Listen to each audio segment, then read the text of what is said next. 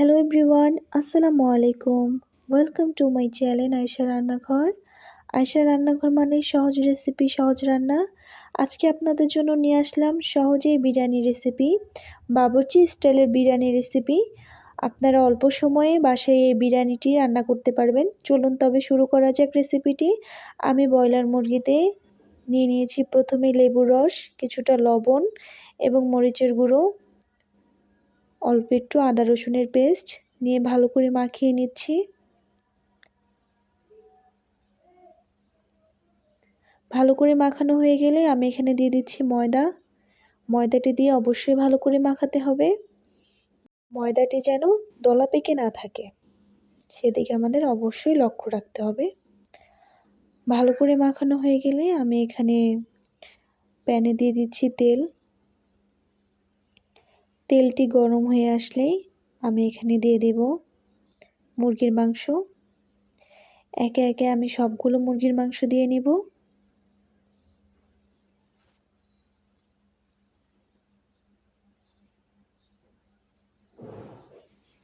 সবগুলো মুরগির মাংস দেওয়া হয়ে গেলে আমি এখানে হাই হিটে মুরগির মাংসটি কুক করে নেব, যেন মুরগির মাংসটি ওভার কুক না হয়ে যায়। যদিও আমি এই মুরগির মাংস আবারও রান্না করব, এজন্য আমি এখানে হাই হিটে মুরগির মাংসটি ভেজে নেব। এক সাইড হয়ে গেলে উল্টে নিয়ে অপর সাইড ভেজে নিতে হবে। দোনো সাইড ভালো করে ভাজা হয়ে গেলে আমি মুরগির মাংসগুলো তুলে নিচ্ছি। একই প্যানে দিয়ে দিব কেটে রাখা আলু। আমি এখানে আলু লবণ ও মরিচ দিয়ে মাখিয়ে নিয়েছি।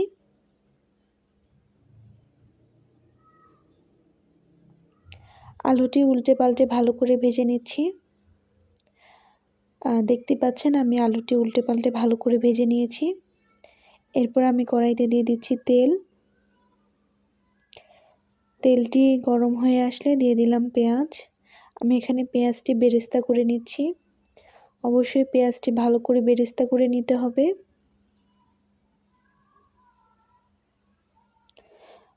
আমার এখানে পেঁয়াজটি বেরেস্তা করা শেষ, আমি পেঁয়াজটি তুলে নিচ্ছি।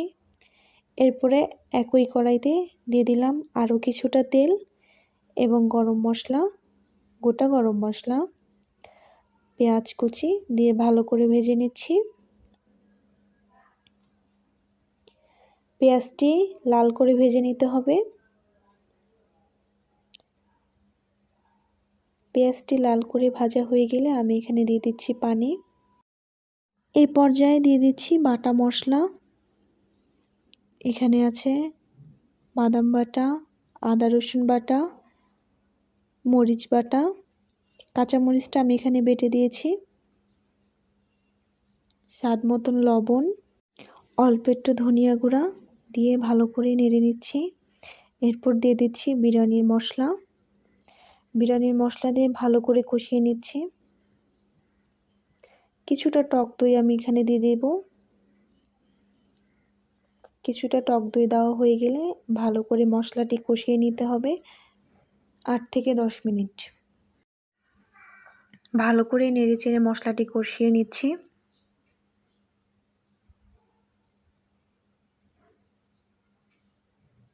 দেখতে পাচ্ছেন আমার মশলাটি প্রায় কষানো শেষ।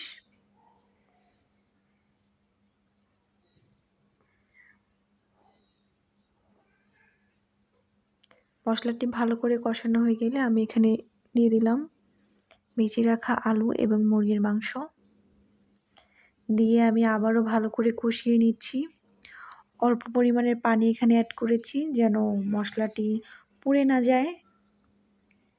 এবার আমি ঢেকে নিয়ে 2 মিনিটের মতন রান্না করে নিয়েছি। আমার এখানে মুরগির মাংসটি রান্না হয়ে গেছে। আমি এখন মুরগির মাংসটি নামিয়ে একটা সাইডে রেখে দিব। দিয়ে দিচ্ছি কড়াইতে পানি। পানিটি আমি বলক আসা আগ পর্যন্ত অপেক্ষা করব। পানিটি বলক চলে আসছে, আমি এখানে দিয়ে দিচ্ছি লবণ, অল্প একটু গরম মশলা, আদা রসুনের পেস্ট, বাদাম বাটা এবং পেঁয়াজ বেরেস্তা। দিয়ে দিচ্ছি তেল। এখানে অ্যাড করছি বিরিয়ানির মশলা।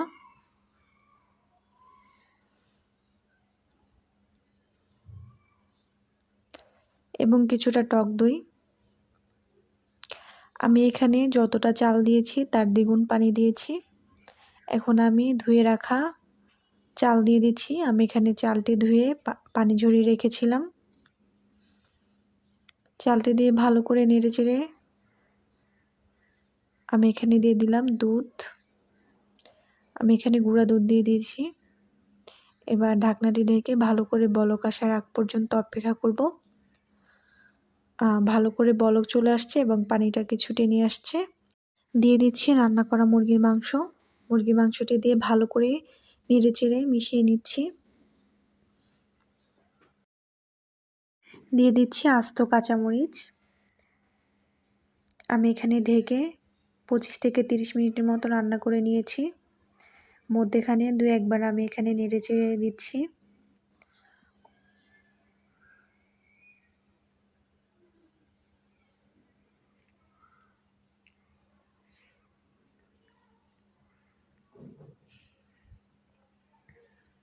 দেখতেই পাচ্ছেন আমার এখানে ভালো করে চালটি সিদ্ধ হয়ে গেছে এবং কতটা ঝরঝরে হয়েছে।